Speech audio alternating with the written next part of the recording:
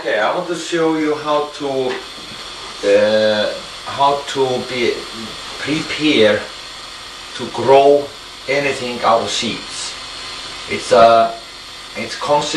very simple, but everything like it's new is very complicated.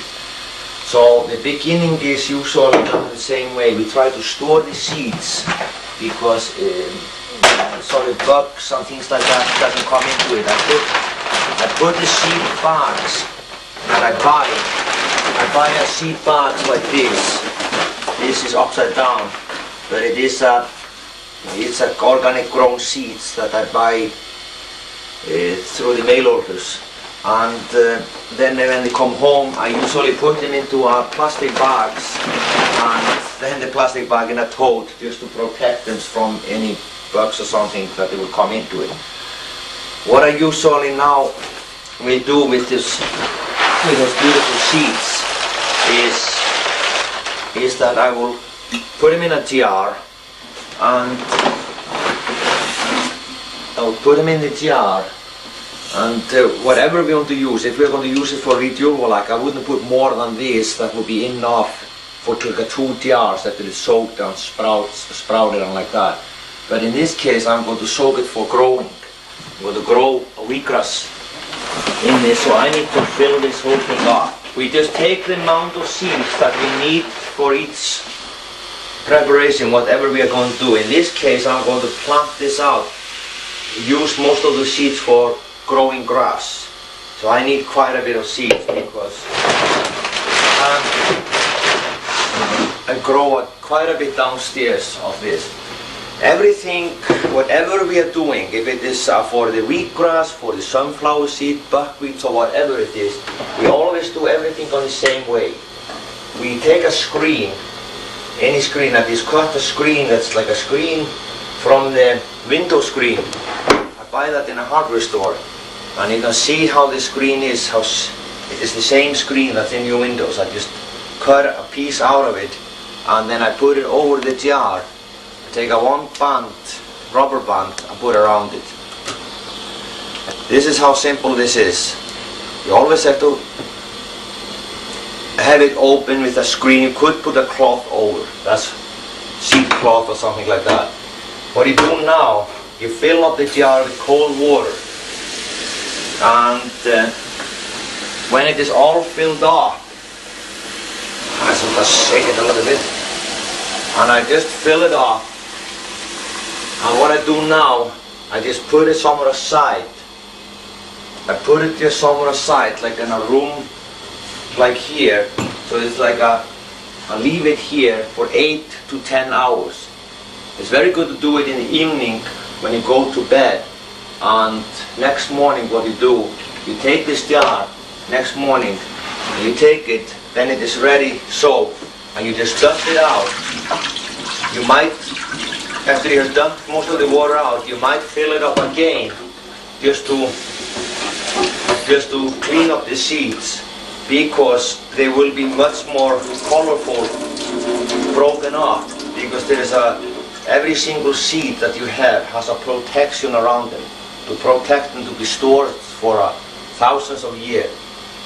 And those are like poisons that we want to get rid of seeds. That's the reason we should never use the seeds, actually sprout them up. Soak them and sprout them.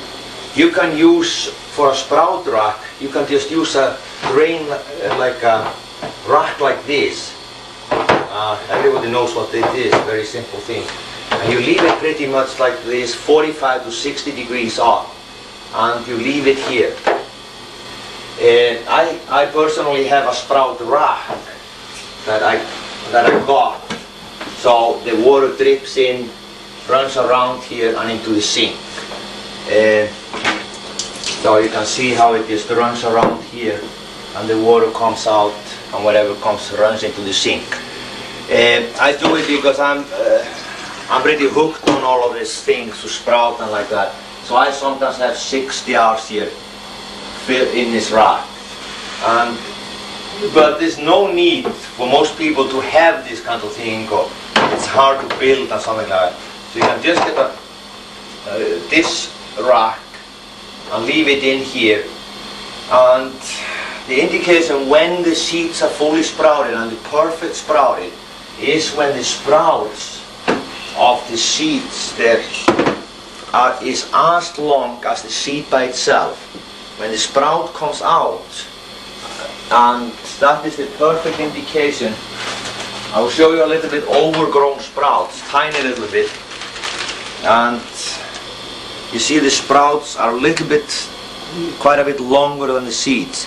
So this is a little bit oversprouted, but this is not for growing. This is mung, peas and lentil, which I usually use in different things than to grow. I use this for, I can eat it or I can put it in my soup that I make every morning, the energy soup. So that indicates the best thing for if you are going to grow greens, that the sprouts are as long as the seeds. The little nipple that comes out here, the sprout, should be approximately as long when you put it on the trays. And how long will it take? Depends on the temperature. It takes like, it could take up to 3 days. So what do you do on the 3 days? That every morning when you wake up, you take the jar and you fill it up with water again. And rinse it out in the morning. Just rinse it out and put it in the rack again. You do the same thing every night before you go to bed. So twice a day, morning and night, you rinse it with water and put it in your rack again. Then you look at it and then you see the sprouts coming out. And then it is ready to do with it whatever you want to. Because there's a lot of things you can do differently with the sprouts. You can start to grow greens with it. You can use it as I do with munks, peas and lentils over my salads or in my soup, blend it up.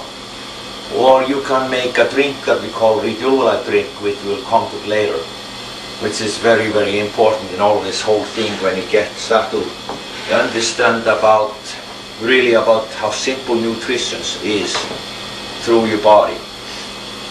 So now, cut on.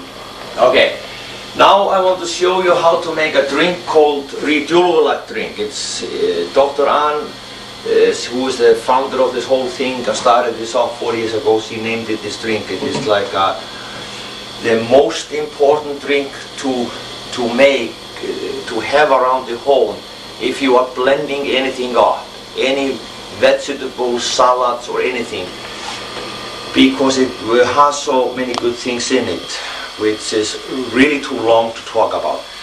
But the main thing in it is that it has the lactobacillus in it, which is the same bacteria that the yogurt has, and the doctor will always tell you that to have, especially if you have to take a penicillin or something like that. What I'm going to do now, because this is far, far too much to use into to make this drink. We usually always have like a 1/3 or so of seeds when we make this kind of drink. And we have so I'm going to take a little bit and put it in the other jar until we have approximately 1/3 or so, not even that, because those seeds are very, very good. You see they are a little bit bigger than these other seeds that I showed you before, which are hard winter wheat. Those seeds are called kamut, and I can show you the difference on a hard winter wheat and the kamut seeds. Which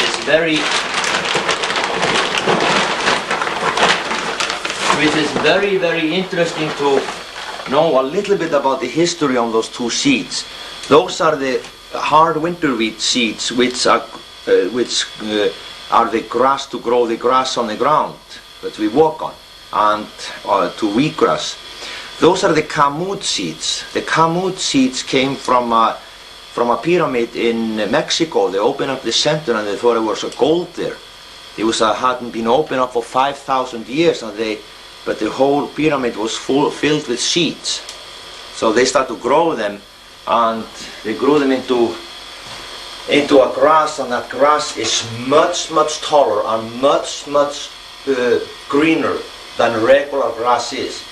And it is so strong that most people that use it and drink it, they honestly get sick. However, I can tolerate it today, but I've been doing this for quite a long time. So that's a different thing. But don't try to grow it to drink it. You can grow it for other purposes and use it too, which we are not getting into today. Okay, this is plenty for the redual. And as you remember, everything in living thing is living and has to breathe.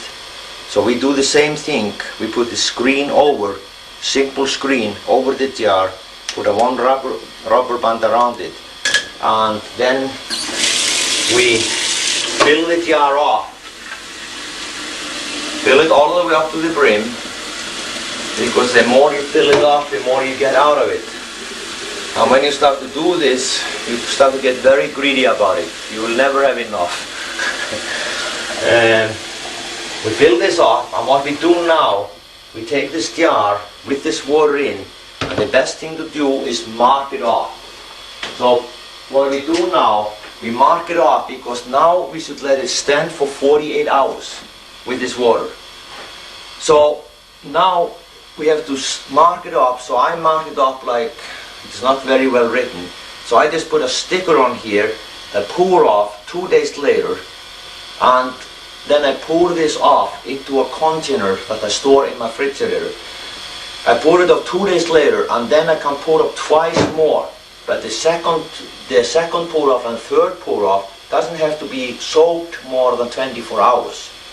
What we do when we pour this stuff off, we take a container which we have usually keep in the fridge, and I have my container here. I take my container out, I put it in the sink, and when it is ready, I just put this thing in. Alright. Okay, now I'm going to show you, after this is has been soaked for 48 hours, how to store this. And this one here has been soaked for a while, so I just take this container from a fridge, and I put this funnel into it. I take the jar, in this case it's a 1 gallon jar, sometimes you do it in a smaller jar or something like that, and I just pour this in. When this is all poured in, I just take the container, take the container and make sure that when I put it in the fridge, I could put a cap on it, that I make sure that the cap is open. I leave it off all the time in my fridge, because you have to think about this drink. This is a living thing. It's breathing. You can't ever close it off for too long, because it will starve it. It's the same thing as putting a plastic bag over your head and expect that you will be alive next day. You won't be, and you know why, and it's the same thing with this.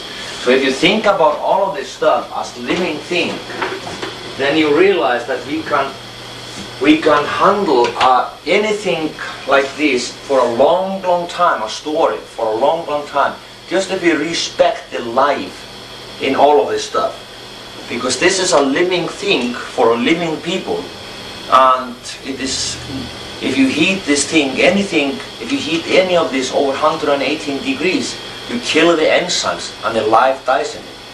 It's the same thing for the human body. To get a 118 degrees temperature, they will die. They're totally dead. It's the same thing with this big enzyme here, as all of the enzymes that we're trying to get out of this. And so that is the main little secret with keeping living food alive.